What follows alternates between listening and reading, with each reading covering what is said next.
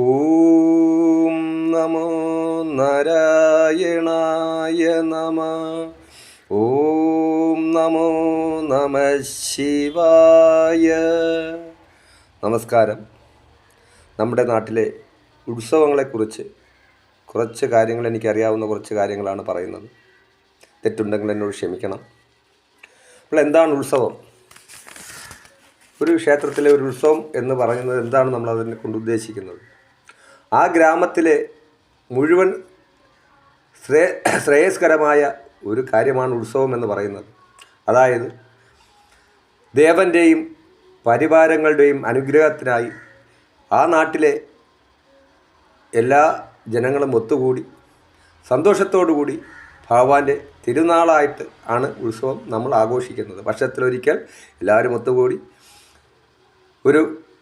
ഒരേ മനസ്സോടുകൂടി ഒരു ചിന്തയോടുകൂടി ഭഗവാന്റെ കാര്യങ്ങൾ ചെയ്യുന്നതാണ് ഉത്സവം കൊണ്ട് നമ്മൾ ഉദ്ദേശിക്കുന്നത്. ഭഗവാന്റെ അനുഗ്രഹം എപ്പോഴും നമ്മൾ ഉണ്ടാവാൻ വേണ്ടിയാണ് നമ്മളത് ചെയ്യുന്നത്. അപ്പോൾ ഈ ഉത്സവം എന്ന് പറയുന്നത് 3 വിധത്തിലാണ് സാധാരണയായിട്ട് ഓരോ ക്ഷേത്രങ്ങളിൽ ഉത്സവം ആഘോഷിക്കുന്നത്. കൊടിയേറ്റുമായിട്ട് ബന്ധപ്പെട്ടാണിത് നടക്കുന്നത്. അതായത് മുളയിട്ട് കൊടി ഉയർത്തുന്ന ഉത്സവത്തിന് അങ്കുരാതി എന്നും, മുളയിടാതെ കൊടി കയറുക മാത്രം ചെയ്യുന്ന ഉത്സവത്തിന് ധ്വജാതി എന്നും, മുളയിടലും കൊടിയേറ്റുമില്ലാതെ കൊട്ടിപ്പുറപ്പെടുന്ന ഉത്സവത്തിന് പടകാതി എന്നുമാണ് പറയുന്നത്. ഇതിൽ 6 ദിവസം അല്ലെങ്കിൽ 10 ദിവസത്തോടുകൂടി ആറാട്ടോടുകൂടി ഈ ഉത്സവം സമാപിക്കുന്നു. അപ്പോൾ എന്താണ് ഈ കൊടിയേറ്റ്? നമ്മളൊരു ക്ഷേത്രത്തിൽ കൊടിയേറ്റ് നമ്മളത് എന്താണെന്ന് അറിഞ്ഞിരിക്കണം. ഒരു കൊടിയേറുമ്പോൾ ഭഗവാന്റെ തിരുമുമ്പിൽ ആ കൊടിയേറുമ്പോൾ ആ കൊടിമരം എന്താണ്, ആ കൊടി എന്താണെന്നുള്ളത് നമ്മൾ അറിഞ്ഞിരിക്കണം. നമ്മുടെ നട്ടല്ലായിട്ട് കണക്കാക്കുന്ന ഭഗവാന്റെ നട്ടലായിട്ടാണ് നമ്മുടെ ഒരു ഭഗവാനെ നമ്മുടെ ശരീരമായി നമ്മൾ കണക്കാക്കുന്നത് നട്ടലായിട്ടാണ് കണക്കാക്കുന്നത്. അപ്പോൾ അതിൽ ഈ കൊടിമരത്തിൽ നമ്മൾ കൊടിയേറുന്ന സമയത്ത് മാവിൻ്റെ ഇലയും ആലിൻ്റെ ഇലയും കൂടെ വച്ച് നമ്മൾ അതിൽ ബന്ധിപ്പിക്കുന്നുണ്ട്. ഈ ആലിലയും ഈ മാവിൻ്റെ ഇലയും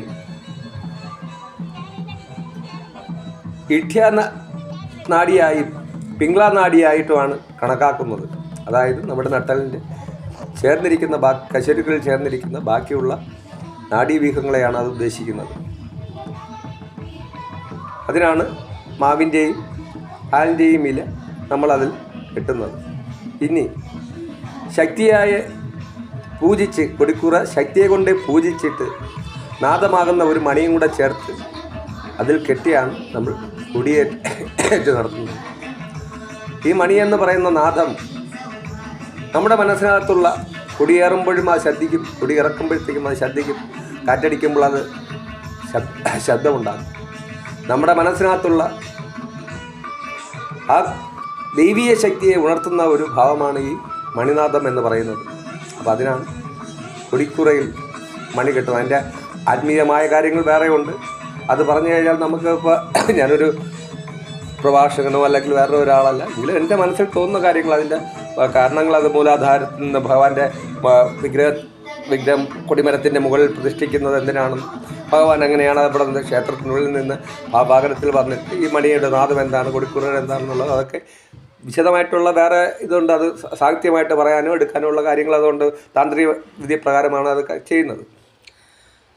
അപ്പോൾ ഇതാണ് ഒരു കൊടിയേറ്റ് കൊണ്ട് നമ്മൾ ഉദ്ദേശിക്കുന്നത്. അപ്പോൾ ഇത് നമ്മൾ കൃത്യമായിട്ട് നമ്മൾ ഒരു ക്ഷേത്രത്തിൽ നമ്മളെ പരദേവതയുടെ നമ്മുടെ ഗ്രാമവാസത്തിലൊരു കൊടിയേറ്റുള്ള ഒരു ഉത്സവമാണെന്നുണ്ടെങ്കിൽ നമ്മളത് പോവുകയും ആ കൊടിയേറ്റ് കാണുകയും വേണം. വെറുതെ നമ്മൾ കണ്ടാൽ മാത്രം പോരാ. ആ കൊടിക്കൂറ ഉയരുമ്പോൾ ശിവക്ഷേത്രമാണെങ്കിൽ ശംഭോ മഹാദേവ എന്ന് ഉറച്ചും, ദേവീക്ഷേത്രമാണെങ്കിൽ അമ്മേ നാരായണ എന്നും, കൃഷ്ണനാണെങ്കിൽ ഹരേ രാമ ഹരേ കൃഷ്ണ എന്നും, ഗണപതിയാണെന്നുണ്ടെങ്കിൽ ഓം ഗണപതിയായ നമ എന്നും ആ മന്ത്രങ്ങൾ ഉറച്ചു തന്നെ നമ്മൾ ചൊല്ലണം. ആ കൊടി ഉയർന്ന് അനുസരിച്ച് നമ്മുടെ മനസ്സിൻ്റെ ഉള്ളിൽ നിന്ന് നമ്മുടെ ആ വിളിയും അതേ കണക്കുയർന്ന് ഭഗവാന്റെ ആ ഭഗവാൻ കേൾക്കത്തകയിൽ മുകളിൽ കൊടിമരത്തിൻ്റെ മുകളിൽ ആ കൊടിക്കുറ എത്തുന്നവരെ നമ്മൾ വിളിച്ചുകൊണ്ട് തന്നെ ഇരിക്കണം. പ്രാർത്ഥിക്കണം, മനമുരുകി നമ്മൾ പ്രാർത്ഥിക്കണം. ആ ഐശ്വര്യം നമുക്കുണ്ടാവും. നമ്മുടെ ഭഗവാൻ നമുക്ക് ആ ഐശ്വര്യം നമുക്ക് തരും. അപ്പോൾ കൊടിയേറ്റ് കഴിഞ്ഞാൽ അടുത്തതായിട്ട് നമുക്ക് വരുന്നതാണ് ക്ഷേത്രങ്ങളിൽ, എല്ലാ ക്ഷേത്രങ്ങളിലും നടക്കുന്ന ഒരു വഴിപാടെന്ന് പറയുന്നത് ഉരുൾ വഴിപാടാണ്. അപ്പോൾ ഈ വഴിപാട് കൊണ്ട് എന്താണ് ഉദ്ദേശിക്കുന്നത്?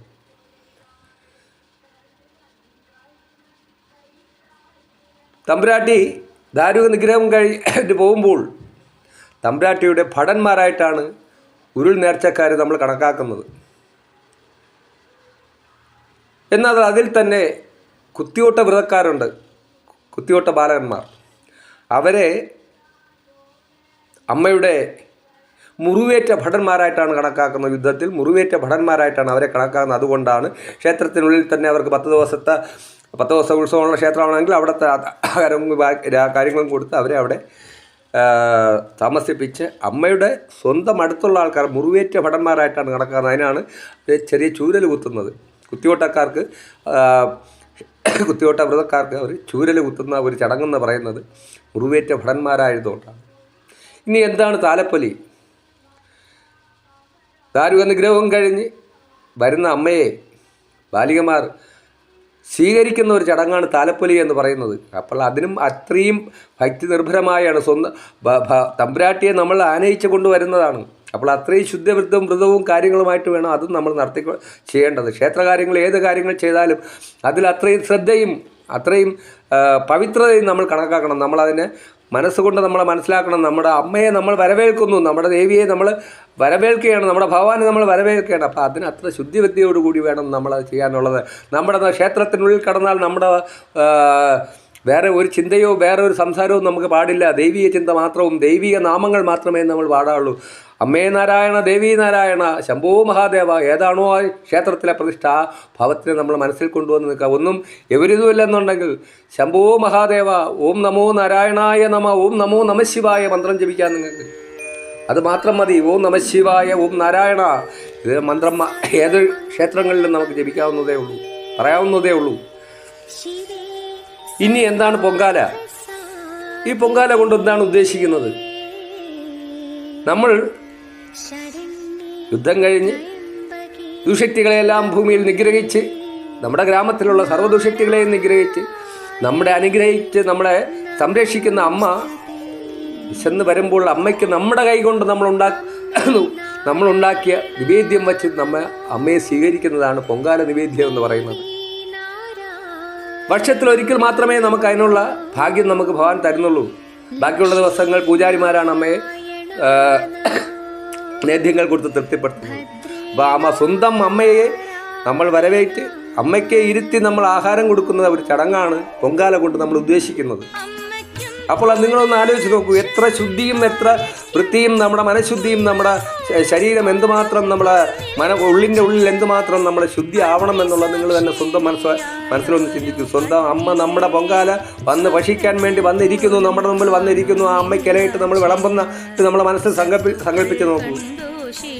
അപ്പോൾ അത്ര തൃപ്തിയായിട്ട് ആ ദൈവീയ ശക്തിയെ നമ്മൾ ഉൾക്കൊള്ളാൻ നമ്മൾ തയ്യാറാവണം. അതിനാണ് പൊങ്കാല എന്ന് പറയുന്ന പഞ്ചഭൂതാത്മകമായ അതിനെ നമ്മുടെ ശരീരമായി കണക്കാക്കുകയാണെങ്കിൽ തിളച്ചു മറിയുന്ന ആ വെള്ളം എന്ന് പറയുന്നത് നമ്മുടെ മനസ്സായി കണക്കാക്കിയാൽ നമ്മുടെ മനസ്സിനകത്തുള്ള ദുഷ്ചിന്തകളും ദുഷ്പ്രവൃത്തികളും കള്ളവും ചതിയും വഞ്ചനയും എല്ലാം നമ്മൾ അതോടുകൂടി നമ്മൾ കളയണം. നമ്മുടെ മനസ്സാകുന്ന ആ ജലം തിളച്ചു മറിയുന്നു. അതിൽ നമ്മൾ അമ്മയ്ക്ക് വേണ്ട നിവേദ്യങ്ങളെല്ലാം അർപ്പിച്ചിതാക്കി കഴിയുമ്പോൾ അത് പൊങ്ങിത്തിളഞ്ഞ് കളയുമ്പോൾ നമ്മുടെ മനസ്സിലുള്ള സകല ദുഷ്ചിന്തകളും ദുഷ്വിചാരങ്ങളും അവിടെ നമ്മുടെ ഇല്ലാതാവുകയാണ്. പിന്നെ അവിടെ നമുക്കത് ഒരു ദുഷ്പ്രവൃത്തിയോ ദുശ്ചിന്തയോ നമ്മുടെ മനസ്സിനകത്ത് ഉണ്ടാവാൻ പാടില്ല.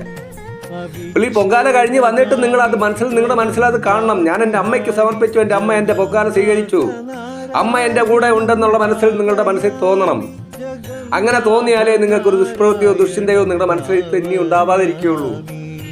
നമ്മളൊരു ക്ഷേത്രത്തിൽ പോയി നമ്മളൊരു ചരട് ജപിക്കുന്നു, ചരട് ജപിച്ച് നമ്മുടെ കയ്യിൽ കിട്ടുന്നു, അല്ലെങ്കിൽ ഒരു ഏലസ് നമ്മൾ ശരീരത്തിൽ അണയുന്നു. ഒരു 90% ആൾക്കാരുടെ കയ്യിലും ഒരു ചരടോ അല്ലെങ്കിൽ ഒരു ഏലസോ നമ്മുടെ ശരീരത്തിൽ നമുക്ക് ഉണ്ടായിരിക്കും. എന്താണിത് ഇതുകൊണ്ട് നമ്മൾ ഉദ്ദേശിക്കുന്നത്? ആ അകത്തിരിക്കുന്ന ദൈവീയ ശക്തി നമ്മളെ കൂടെ ഉണ്ട് എന്നുള്ളൊരു വിശ്വാസമാണ്. ഒരു ചരട് കിട്ടുന്നത് കൊണ്ട് അല്ലെങ്കിൽ ഒരു ഏലസ് കിട്ടുന്നത് ആ ശക്തി നമ്മുടെ കൂടെ ഉണ്ട്, നമ്മളെ സംരക്ഷിക്കും എന്ന ഒരു ഉറച്ച വിശ്വാസമാണ് അവിടെ നമ്മുടെ മനസ്സിനകത്തുള്ളത്. എന്നാൽ ഈ ചരടോ ഈ ഏൽസോ നമ്മുടെ ശരീരത്തിലുള്ള സമയത്ത് തന്നെ ഇത് കെട്ടിക്കൊണ്ട് നമ്മൾ ദുഷ്പ്രവൃത്തികളോ ദുശ്ചിന്തകളോ നമ്മൾ ആരെങ്കിലും ചതിക്കുകയോ വഞ്ചിക്കുകയോ ചെയ്തു കഴിഞ്ഞാൽ ആ ശക്തി നമ്മളെ കൂടെ നിൽക്കൂ.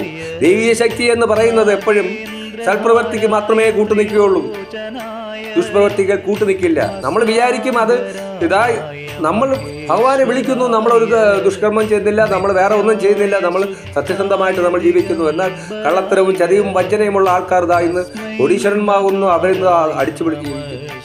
അതൊരു ജീവിതമല്ല.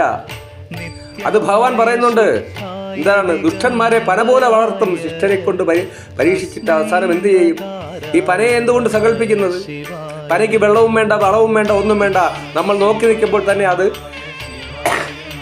തഴച്ച് വളരും, പെട്ടെന്ന് വളരും. എന്നാൽ അത് മറിഞ്ഞു കഴിഞ്ഞാൽ പിന്നെ അതിൽ നിന്നൊരു തരി പോലും ഒരു മുള പോലും ഒന്നും കുരുക്കൂല. അത് എത്രത്തോളം ഭഗവാൻ കയറ്റിവിടും. നീ അഹങ്കരിക്കാനുള്ളിടത്തോളം എത്രത്തോളം നീ പോവും.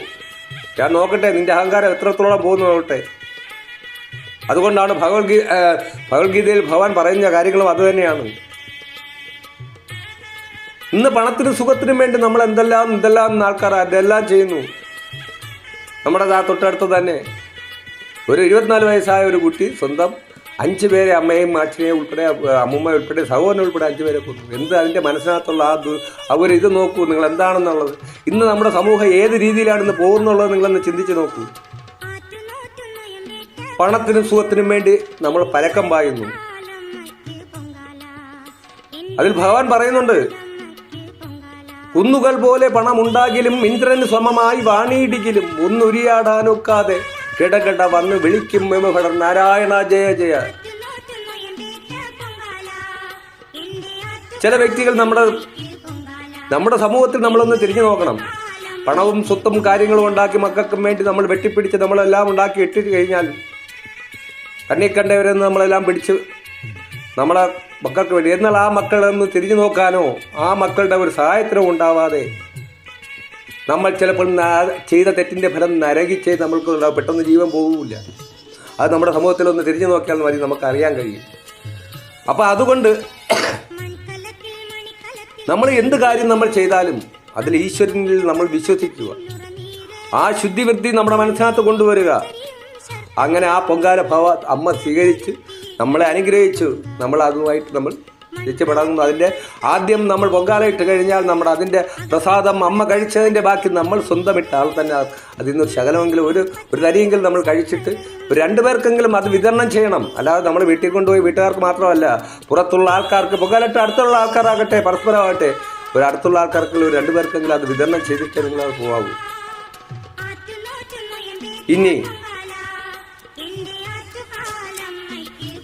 എന്താണ് എഴുന്നള്ളത്ത് കൊണ്ട് ഉദ്ദേശിക്കുന്നത്? എന്താണ് ആ ദൈവീയ ശക്തി ഭൂമിയിൽ, നമ്മുടെ ഭൂമിയിൽ അല്ലെങ്കിൽ നമ്മുടെ ഗ്രാമത്തിൽ ഇറങ്ങി വന്ന് നമ്മളെ അനുഗ്രഹിക്കുന്ന ഒരു ഇതാണ്. ആ അകത്ത് നിറഞ്ഞു തുളുമ്പി നിൽക്കുന്ന ആ ദൈവീയ ശക്തി പുറത്ത് വന്ന് ഭക്തരെ കണ്ട് ഭക്തർക്ക് അനുഗ്രഹം ചൊരിഞ്ഞ് ദുശക്തികളെ നിഗ്രഹിക്കുന്ന ഒരു ചടങ്ങാണ് ഈ എഴുന്നള്ളത്തുകൊണ്ട് നമ്മൾ ഉദ്ദേശിക്കുന്നത്. ഇനി അടുത്തതായിട്ടുള്ളത് കലശം. ഈ എന്താണ് കലശം? വർഷത്തിലൊരിക്കൽ നമ്മളെ ക്ഷേത്രത്തിൽ നമ്മൾ ഉത്സവ സമയത്തോ അല്ലെങ്കിൽ പ്രതിഷ്ഠാ വാർഷികമായിട്ട് ആഘോഷിക്കുന്ന ക്ഷേത്രങ്ങൾ അങ്ങനെയും നമ്മൾ കലശപൂജ ചെയ്യാറുണ്ട്.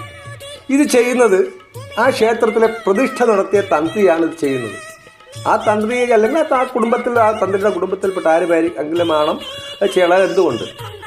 ഇവിടേക്ക് നമ്മൾ ചെറുതായിട്ട് നമ്മൾ ചിന്തിക്കണം. ഒരു തന്ത്രി എന്ന് പറയുന്നത് ക്ഷേത്രത്തിലെ പ്രതിഷ്ഠിച്ച ആളെന്നുള്ളതിൽ, അതായത് ഭഗവാന്റെ പ്രതിസ്ഥാനമാണ് ഒരു തന്ത്രിക്കുള്ളത്. ആ തന്ത്രിയുടെ കൈകൊണ്ടാണ് ആ കലശം ആടേണ്ടത്. എന്താണ് കലശം കൊണ്ട് ഉദ്ദേശിക്കുന്നത്? എന്താണ്? മേൽശാന്തിയും കീഴ്ശാന്തി എന്ന് പറയുന്നത് അമ്മയ്ക്ക് സമമാണ്. വളർത്തമ്മയുമുണ്ട്, പോറ്റമ്മയുമുണ്ട്. ചിലപ്പോൾ ഒരു പൂജാരി ചെയ്യുന്ന നാളെ അദ്ദേഹത്തിന് വരാൻ വേറൊരാൾ വന്ന് ചിലപ്പോൾ ആ പൂജാവിധികൾ ചെയ്യുന്നു വരാം. അവർ 2 ചെയ്യുന്ന പൂജാവിധികളിൽ ചില വ്യത്യാസങ്ങൾ വന്നേക്കാം. അതല്ലെന്നുണ്ടെങ്കിൽ ക്ഷേത്രത്തിൽ നമ്മളറിയാതെ കുട്ടികൾ മൂത്രമൊഴിക്കുകയോ അല്ലെങ്കിൽ വേറെ എന്തെങ്കിലും ഒരു ഇതായിട്ട് നടക്കുകയോ അല്ലെങ്കിൽ എന്തെങ്കിലും കാക്കയോ എന്തെങ്കിലും മത്സ്യാംശത്തിൻ്റെ അംശങ്ങൾ കൊണ്ടുവന്നിടുകയോ എന്തെങ്കിലും ചെയ്യാം. ഇതിനെയെല്ലാം ശുദ്ധീകരിക്കുന്നതിനും ഭഗവാന്റെ ആ പൂജാവിധിയിലുണ്ടായ ഭഗവാന്റെ ചൈതന്യത്തെ വർദ്ധിപ്പിക്കുന്നതിനും വേണ്ടിയാണ് കലശപൂജ ചെയ്യുന്നത്. അതിനാണ് ഒരു വർഷത്തിൽ ഒരിക്കലെങ്കിലും ആ പ്രതിഷ്ഠിച്ച ആൾ വന്നിട്ട് അതിനെ ശക്തിപ്പെടുത്തുകയാണ്. ആ ക്ഷേത്രത്തിലിരിക്കുന്ന ചൈതന്യത്തെ ഒന്നുകൂടെ ശക്തിപ്പെടുത്തുകയാണ്. എത്ര പേർക്കറിയാം, എത്ര പേര് ഇത് കാണാൻ വരും? ഈ കലശപൂജ കാണാൻ ആ ഇരിക്കുന്ന ഭഗവാന് ശക്തി വർദ്ധിക്കുന്നു എന്ന് പറയാനും അതിൽ പങ്കെടുക്കാനും ആ കലശപൂജയിൽ പങ്കെടുക്കാനും അതിൻ്റെ പ്രാധാന്യം എന്തെന്നറിയാനും നമ്മൾ ഇന്ന് നാട്ടിൽ എത്ര പേരുണ്ട്? നമ്മളെ അറിയാം, അവിടെ കലശപൂജ അവിടെ നടന്നില്ല. ചില ക്ഷേത്രങ്ങളിൽ പറയുക കുറേ വെള്ളവും കാര്യങ്ങളും മറ്റ് ആലിൻ്റെ ഇലയിട്ട് കൊണ്ടുവന്ന് ചെയ്യുന്നതിൻ്റെ ഇത് എന്താണ് ഇതിൽ ചെയ്യുന്നത്? ഇത് പക്ഷേ എന്താണ് ഇതെന്ന് അറിഞ്ഞിരിക്കണം. എന്തിനാണ് ഇത് തന്ത്രിയെ കൊണ്ട് ചെയ്യണമെന്ന് അറിഞ്ഞിരിക്കണം. ഒരു തന്ത്രി എന്ന് പറഞ്ഞാൽ ആ ക്ഷേത്രത്തിലെ പ്രതിസ്ഥാനമാണ്. നമ്മൾ ശബരിമലയിൽ പോയാൽ ഭഗവാനെ കണ്ടിട്ട് നമ്മൾ തള്ളും. ഒരുപാട് പേര് നമ്മളിവിടെ നിന്ന് പോകുന്ന ആൾക്കാരെ വരെ ഞാൻ കണ്ടിട്ടുണ്ട്. അവിടുത്തെ തന്ത്രിയുടെ അനുഗ്രഹം വാങ്ങാൻ വേണ്ടി, അദ്ദേഹത്തെ കാൽക്ക് തൊട്ടുന്ന് വന്ദിക്കാൻ വേണ്ടി, അനുഗ്രഹം വാങ്ങാൻ വേണ്ടി എല്ലാവരും പോകും. എന്നാൽ ഇവിടെ നമ്മുടെ ഏതെങ്കിലും ഒരു ക്ഷേത്രത്തിൽ ഒരു തന്ത്രി വന്ന് കലശമെല്ലാം കഴിഞ്ഞ് ഇതാക്കി അദ്ദേഹത്തിനെ ഒന്ന് വന്ദിക്കാനോ അദ്ദേഹത്തിന് ദക്ഷിണ കൊടുത്ത് അദ്ദേഹത്തിന് അനുഗ്രഹം വാങ്ങാനോ നമ്മൾ ആരെങ്കിലും മെനക്കെടാറുണ്ടോ? ഇല്ല. എന്താണ്? അവിടെ നമുക്ക് ചങ്ക. മറ്റേ സ്ഥലത്തോ അവിടെ നമുക്ക് പ്രാധാന്യം. ഇത് മാറണോ വേണ്ടയോ? നിങ്ങൾ മനസ്സുകൊണ്ടൊന്ന് ചിന്തിച്ച് നോക്കൂ.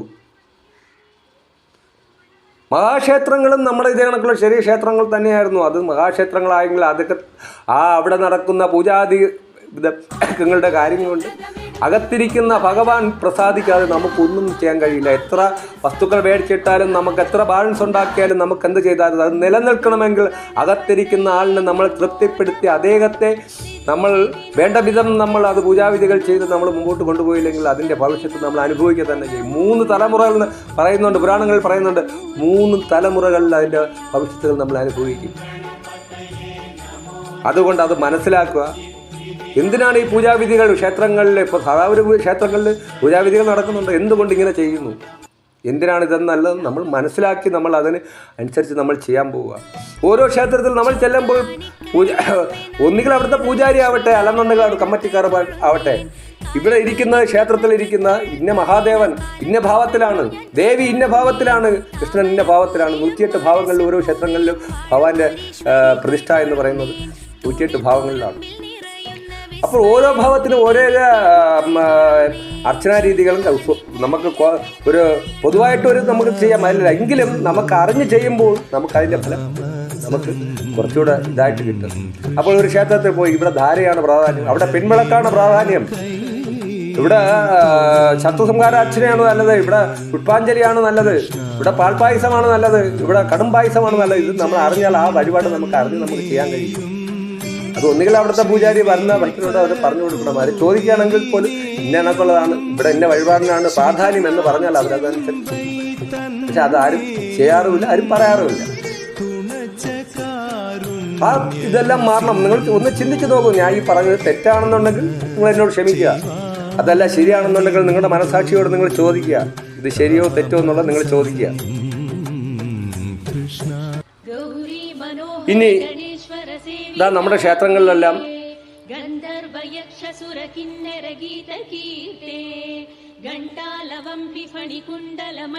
ശ്രീഭൂതബലി ഉത്സവത്തെ കഴിഞ്ഞാൽ നമ്മുടെ ഇതായിട്ടുള്ളതാണ് ഒരു ശ്രീഭൂതബലി എന്ന് പറയുന്ന ഒരു കാര്യമെന്ന് പറയുന്നത്. എന്താണ് ശ്രീഭൂതബലി എന്ന് പറയുന്നത് ഉദ്ദേശിക്കുന്നത്?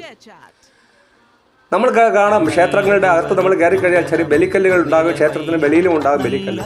ഈ ബലിക്കല്ലുകൾ എന്ന് പറയുന്നത് അത് ഓരോ ദൈവീയ ശക്തികളാണതെല്ലാം. ഇന്ദ്രനും അഷ്ടമാതാക്കളും നിർമ്മാണധാരിയും ദുർഗയും ശാസ്താവും ഗണപതിയും ഓരോ ശക്തികൾ ഭഗവാനെ സംരക്ഷിക്കാൻ വേണ്ടി അകത്തും പുറത്തുമായിട്ട് ഗോപാലകരും നവഗ്രഹങ്ങളും സകല ആൾക്കാരുമായിട്ടാണ് ഓരോ ബലിക്കലിനെയും ഇതാക്കി ചെയ്യുന്നത്. വലിയ ബലിക്കലിനെ ഭഗവാന്റെ വയറായിട്ടാണ് നമ്മൾ ചെന്ന് കയറുമ്പോഴത്തേക്ക് വലിയ ബലിക്കൽ നമ്മൾ കണക്കാക്കുന്നത്. അപ്പോൾ ഇതിനെയെല്ലാം തൃപ്തിപ്പെടുത്താൻ വേണ്ടിയുള്ള ഒരു പൂജാതി വിധിയാണെന്ന് പറയുന്നതാണ് ശ്രീഭൂതബലി എന്നുകൊണ്ട് നമ്മൾ ഉദ്ദേശിക്കുന്നത്. ഈ അന്ന് നേദ്യ സമയത്ത് ഇതെല്ലാം ബലി തൂവിയാണ് എല്ലാവരും തൃപ്തിപ്പെടുത്തുന്നത്. ഭഗവാന്റെ വാഹനവും ഭഗവാനെ എല്ലാം. ഇത് ഭഗവാൻ സന്തോഷമാണ്. ഭഗവാന്റെ പരിവാരങ്ങൾക്ക് ഭഗവാനെ നമ്മൾ പൂജാവിധികൾ ചെയ്യുന്നത് ഭഗവാൻ ഇഷ്ടമാണ്. ഭഗവാൻ സന്തോഷം ഉളവാക്കുന്നതാണ്. അപ്പോൾ അതിനാണ് എന്ത് ചെയ്യുന്നത്? ശ്രീഭൂതബലിയെ നടത്തുന്നത്. പിന്നെ എന്താണ് ക്ഷേത്രത്തിൽ പാണിവിളക്ക്, പാണിക്കൊട്ട്? ചില ക്ഷേത്രങ്ങളിൽ നമ്മൾ കേട്ടിട്ടുണ്ട്, അവിടെ ക്ഷേത്രത്തിനകത്ത് ചെണ്ടക്കൊട്ടും ബാക്കിയുള്ള കാര്യങ്ങളെല്ലാം ക്ഷേത്രത്തിൻ്റെ ഉള്ളിൽ തന്നെ നടക്കും. എന്നാൽ അത് പാടില്ല.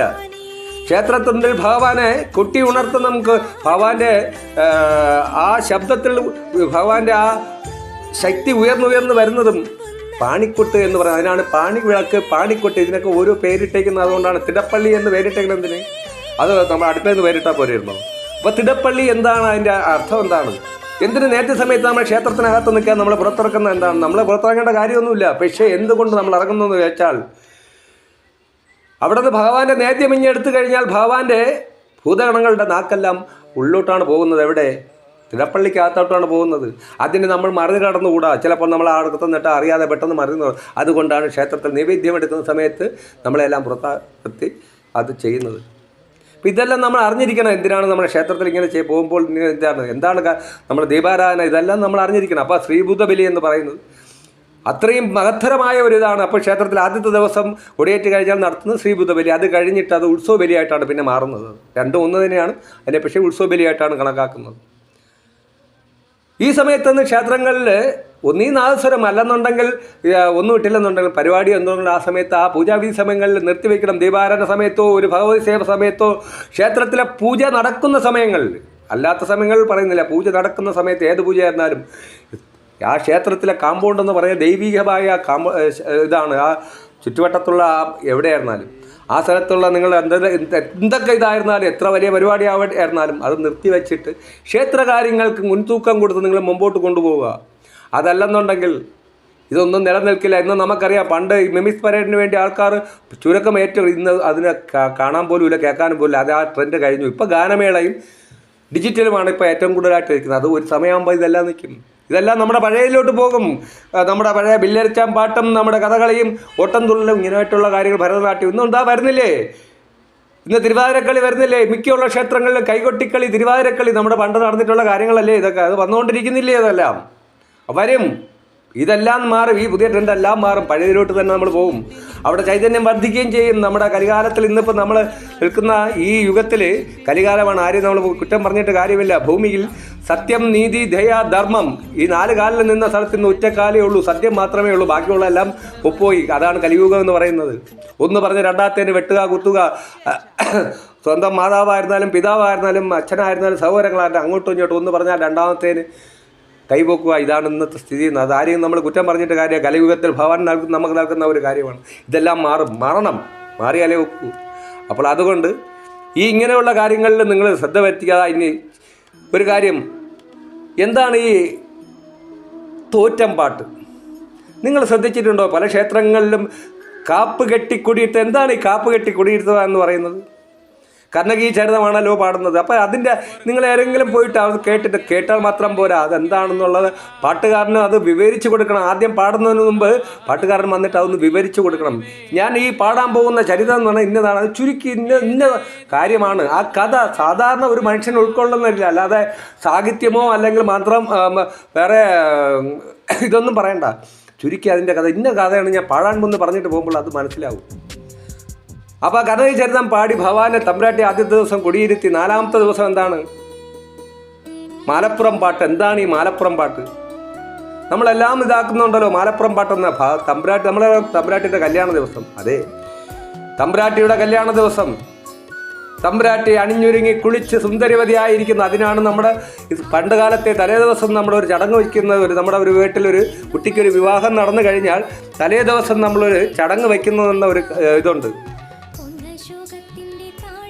അതിൽ നമ്മൾ ദക്ഷിണകൾ നമ്മൾ സ്വീകരിക്കും. അതേ കണക്കാണ് അന്ന് ഈ മാലപ്പുറം പാട്ടിൻ്റെ അന്ന് നമ്മൾ വിചാരിക്കും പാടുന്ന ആളിനല്ലോ ദക്ഷിണ കിട്ടുന്നത്. അല്ല, നമ്മളുടെ കൈകൊണ്ട് തമ്പുരാട്ടിക്ക് നമ്മൾ നേരിട്ട് നൽകുന്ന ഒരു ദക്ഷിണയാണ് അന്നത്തെ കല്യാണ ദിവസത്തിൻ്റെ തലേ ദിവസം. കല്യാണ ദിവസം തമ്പുരാട്ടിക്ക് നമ്മൾ നൽകുന്ന ഒരു ദക്ഷിണയാണ് ഈ മാലപ്പുറം പാട്ടിൻ്റെ അന്ന് നമ്മൾ തമ്പുരാട്ടിക്ക് വയ്ക്കുന്ന ദക്ഷിണ എന്ന്. അത് അത്ര ഭവ്യതയോടുകൂടി അത്ര തൊഴുത് ഭക്തിയായിട്ട്, അയ്യലയോ അമ്മ ദാ നിന്റെ തൃപ്പാത്തിൽ ഈ മകൻ ദാ അർപ്പിക്കുന്ന കാണിക്കുക. 1 രൂപ ആവട്ടെ എത്രയാവട്ടെ, നിങ്ങളെ കൊണ്ട് യഥാശക്തി മഹാബലം എന്ന് പറഞ്ഞാണ് നിങ്ങളെ കൊണ്ടുവെക്കുന്നത്.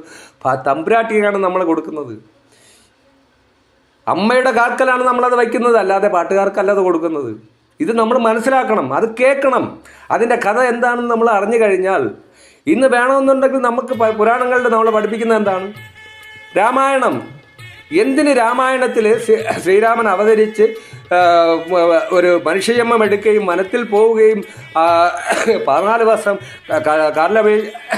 ഇതാക്കുകയും രാവണനെ എന്ത് ഭഗവാനെ വിചാരിച്ചാൽ രാവണനെ ഒറ്റയടിക്കൊന്നൂടെ? അപ്പോൾ ഇതെല്ലാം ഭഗവാൻ നമുക്ക് മനസ്സിലാക്കി തരുന്നത് എന്താണ്? മനുഷ്യജന്മത്തിൽ നമ്മൾ ചെയ്യേണ്ട കാര്യങ്ങൾ ഭഗവാൻ അനുഭവിക്കേണ്ട, ഭഗവാനും മനുഷ്യജന്മത്തിൽ ഈശ്വരനായിട്ട് അനുഭവിക്കേണ്ട ദുഃഖങ്ങൾ അനുഭവിച്ചു, ദുശക്തികളെ നിഗ്രഹിച്ച് അതാത് കാര്യങ്ങൾ ചെയ്യേണ്ടത് ചെയ്ത് നമ്മുടെ മനസ്സിലാക്കി തരുന്നതാണ്. അതേ കണക്ക് തന്നെയാണ് ഓരോ കാര്യങ്ങളും നമ്മുടെ ജീവിതത്തിൽ ഉണ്ടാകുന്നത്.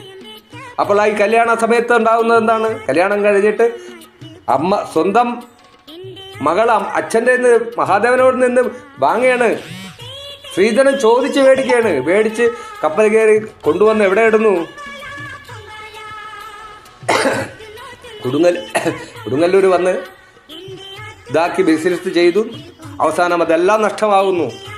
അവസാനം ആ ചിലമ്പ് കൊണ്ടൊന്ന് വിൽക്കാൻ പോകുന്നു, സ്വന്തം ഭർത്താവിൻ്റെ ജീവൻ നഷ്ടപ്പെടുന്നു, തമ്പുരാട്ടി അവിടെ ഗോപാലനെ എത്തുന്നു, അവിടെ ഇതാക്കുന്നു. അപ്പോൾ അതിൽ നിന്ന് എന്ത് നമ്മൾ മനസ്സിലാക്കണം? ശ്രീധനം എന്ന ഒരു ചിന്ത നമ്മുടെ മനസ്സിലുണ്ടല്ലോ, അത് നിലനിൽക്കുന്ന ഒരു കാര്യമല്ല. ഇതൊക്കെ നമ്മളെ കാട്ടിത്തരുന്നതാണ്. ആ കഥയിലൂടെ നമുക്കത് പറഞ്ഞ് മനസ്സിലാക്കി തരുന്നതാണ്. അത് നിലനിൽക്കുന്നതല്ല, അതൊരു മരണത്തിൽ വരെ കൊണ്ടുവന്ന് കലാശിച്ചു. അതൊരു നിമിത്തം, അത് സംഭവിക്കണം. അങ്ങനെ സംഭവിച്ചാൽ മധുര നഗരത്തിലെ രാജാവിൻ്റെയും അവിടുത്തെ മന്ത്രിയുടെയും ആ ദുഷ്കൃതി ഇല്ലാതാക്കണമെന്നുണ്ടെങ്കിൽ സംഭവിക്കണം. എങ്കിലും ആ കഥയിലൂടെ നമ്മളെ മനസ്സിലാക്കി തരുന്ന ശ്രീധരം ഒരിക്കലും നിലനിൽക്കില്ല എന്നുകൊണ്ടാണ് നമ്മളെ പഠിപ്പിക്കുന്നത്. അത് തന്നെയാണോ? നമ്മളൊന്ന് ചിന്തിച്ച് നോക്കും. നമ്മൾ കുറച്ച് നാൾ നമുക്ക് എല്ലാം നമുക്ക് വേണം, നമ്മൾ ചിലപ്പോൾ ചിന്തിക്കും അതങ്ങനെ ഇല്ല, ഇതെല്ലാം നിലനിൽക്കില്ല, അങ്ങനെയുള്ള കാര്യങ്ങളൊന്നും നിലനിൽക്കില്ല. അപ്പം ഇതെല്ലാം പുരാണങ്ങൾ നമ്മളെ പഠിപ്പിക്കുന്ന കുറേ കാര്യങ്ങളുണ്ട്. ഇത് നമ്മൾ സ്വന്തം മനസാക്ഷിയോട് നമ്മൾ ചോദിക്കുക, നമ്മൾ ചെയ്യുന്നത് തെറ്റോ ശരിയോ എന്ന് നമ്മൾ മനസ്സിലാക്കുക. ആദ്യം നിങ്ങൾ ഒന്ന് ചെയ്യുക, ഈ നമ്മുടെ ക്ഷേത്രങ്ങളിലുള്ള സിനിമാ പാട്ടുകൾ, സിനിമാ ഗാനങ്ങളെല്ലാം നിർത്തുക. നിങ്ങളിതാ പോകുന്നില്ലയോ? നിങ്ങളിതാ ആറ്റുകാൽ പൊങ്കാലയ്ക്ക് നിങ്ങൾ പോകുന്നില്ലയോ? 10 കിലോമീറ്ററിനോട് ചുറ്റളവിലാണ് പൊങ്കാല നൈവേദ്യങ്ങളും കാര്യങ്ങളും എല്ലാം ഉണ്ട്. ഏതെങ്കിലും ഒരു സ്ഥലത്ത് ഒരു സിനിമാ പാട്ടോ സിനിമാ ഗാനോ കിട്ടുമോ നിങ്ങൾ കേട്ടിട്ടുണ്ടോ? നമ്മുടെ ക്ഷേത്രങ്ങൾ രാവിലെ തുറന്നാൽ സുപ്രഭാതവും കാര്യങ്ങളും തന്നെയാണ്. എന്തുകൊണ്ട്? ഉത്സവത്തിന് ഭഗവാന് പ്രത്യേകിച്ചുള്ള പൂജാവിധികളും കാര്യങ്ങളും വരുമ്പോഴത്തേക്ക് അവിടെ അകത്ത് തിരുമേനി ഇരുന്ന് അവിടെ മൂലമന്ത്രം ചൊല്ലി ഓരോ കാര്യങ്ങൾ ചെയ്യുമ്പോൾ ഇവിടെ അടിച്ചുപൊളിയുള്ള പാട്ടുകൾ എന്തിന്? നമ്മളേലില്ലയോ? ഭക്തിഗാനം നമ്മളേലില്ലയോ? ഇന്ന് തുടങ്ങി ഒരു വർഷത്തെ നിർത്താതെ ഇട്ടാൽ 1 വർഷം വരെ കേൾക്കാനുള്ള ഭക്തിഗാനങ്ങൾ നമ്മുടെ ഗായകന്മാർ പാടി നമുക്ക് റെക്കോർഡാക്കി തന്നിട്ടുണ്ട്. അതൊരു കുറച്ച് ക്ഷേത്രങ്ങളിൽ നിങ്ങളത് കൊണ്ടുവന്ന് നോക്കും, ബാക്കി അത് മാറിക്കോളൂ. അത് ഞാൻ ഈ പറയുന്നത് തെറ്റോ ശരിയോ നിങ്ങളൊന്ന് ആലോചിച്ച് നോക്കും. എന്തിനീ സിനിമാ ഗാനങ്ങൾ? നമ്മൾ വേറെയുള്ള ഉത്സവം. അപ്പോൾ പുതിയ ട്രെൻഡ്, പുതിയ തലമുറകൾക്ക് അത് വേണം. എന്താ ഈ ആറ്റുകാലും ഗുരുവായൂരും ശബരിമലയും മഹാക്ഷേത്രങ്ങളിൽ മഹാ ട്രെൻഡുകളില്ലേ? അവിടെ പുതിയ തലമുറ അവിടെ ഇല്ലേ? അപ്പം നമ്മുടെ നാട്ടിൽ മാത്രമേ ഉള്ളൂ. ഇത് മാറണം. അവരെ പറഞ്ഞ് മനസ്സിലാക്കി കൊടുക്കണം. അത് തെറ്റാണ്. ക്ഷേത്രകാര്യങ്ങൾ ഇന്ന രീതിയിൽ ആവാവുക, ക്ഷേത്രകാര്യങ്ങൾ ഇന്ന രീതിയിലാണെന്ന് നമ്മൾ പറഞ്ഞ് മനസ്സിലാക്കി കൊടുത്തു കഴിഞ്ഞാൽ അത് നമുക്ക് മാറ്റിയെടുക്കാവുന്നതേ ഉള്ളൂ. പക്ഷെ ആരും പറയാനോ ഇതിനെക്കുറിച്ച് ആരും ചിന്തിക്കുക, അവർക്ക് ഇഷ്ടം അതാണെങ്കിൽ അങ്ങനെ ആ ഒരൊറ്റ പോയിന്റ് എന്ന് പറഞ്ഞാൽ നമുക്കെന്ത്, അവിടെ എന്തോ നടക്കട്ടെ, നമുക്കൊന്നുമില്ല എന്നുള്ളൊരു ചിന്ത, ആ ചിന്ത മാറണം. പറയണം, വാ തുറന്ന് തെറ്റാണെങ്കിൽ തെറ്റെന്ന് ചൂണ്ടിക്കാട്ടണം. അതാണ് മനുഷ്യജന്മം. ഭഗവാൻ നമുക്ക് 5 അറിവ് തന്നിരിക്കുന്നത്, മൃഗങ്ങൾക്ക് 4 അറിവും നമുക്ക് തിരിച്ചറിവ് എന്നുള്ളൊരു ബോധം തന്നേക്കുന്നത്. ഇത് അമ്മയാണ്, ഇത് അച്ഛനാണ്, ഇത് മകനാണ്, ഇത് ഭാര്യയാണ്, ഇത് ഭർത്താവാണെന്നുള്ള ഒരു തിരിച്ചറിവ് നമ്മുടെ മനസ്സിലത്തുണ്ടാവണം. അതുകൊണ്ട് തെറ്റ് കണ്ടാൽ നമ്മൾ പ്രതികരിക്കണം. കേൾക്കണമെന്നില്ല, എങ്കിലും പറയണം. നമ്മുടെ ഭഗവാൻ നമുക്ക് തന്നേക്കുന്ന ഒരു ഉദ്ദേശം അതാണ്. നീ ചെയ്യുന്നത് തെറ്റാണ്, നിങ്ങൾ ചെയ്യുന്നത് തെറ്റാണ് എന്ന് നമ്മുടെ വാ കൊണ്ട് പറയുക. അനുസരിക്കാതിരിക്കുന്നത് നമ്മൾ പറയുന്ന കാര്യം ഭഗവാൻ കേട്ടോളും. അപ്പോൾ ഇത്രയും പറഞ്ഞുകൊണ്ട് എൻ്റെ ഭഗവാന്റെ അനുഗ്രഹം നിങ്ങൾക്കെല്ലാം ഉണ്ടാവട്ടെ. എൻ്റെ ഈ ചാനൽ കണ്ട് തെറ്റാണെങ്കിൽ എനിക്കത് തിരുത്തി തരണം. ഞാനൊരു പുതിയ ചാനൽ തുടങ്ങി, ഞാനൊരു പ്രഭാഷകനോ അല്ലെങ്കിൽ വേറെ ഒരു നിങ്ങളെ ഒരു സാധാ ഒരു മനുഷ്യനാണ്. എൻ്റെ മനസ്സിൽ ചില കാര്യങ്ങൾ തോന്നുന്നു, ഞാൻ പറയുന്നു, വെട്ടി തുറന്ന് പറയുന്നു, അത്രയേ ഉള്ളൂ. തെറ്റ് വല്ലതും സംഭവിച്ചിട്ടുണ്ടെങ്കിൽ എന്നോട് ക്ഷമിക്കുക. എല്ലാം ഭഗവാനിൽ അർപ്പിച്ചുകൊണ്ട് സർവം കൃഷ്ണാർപ്പണം.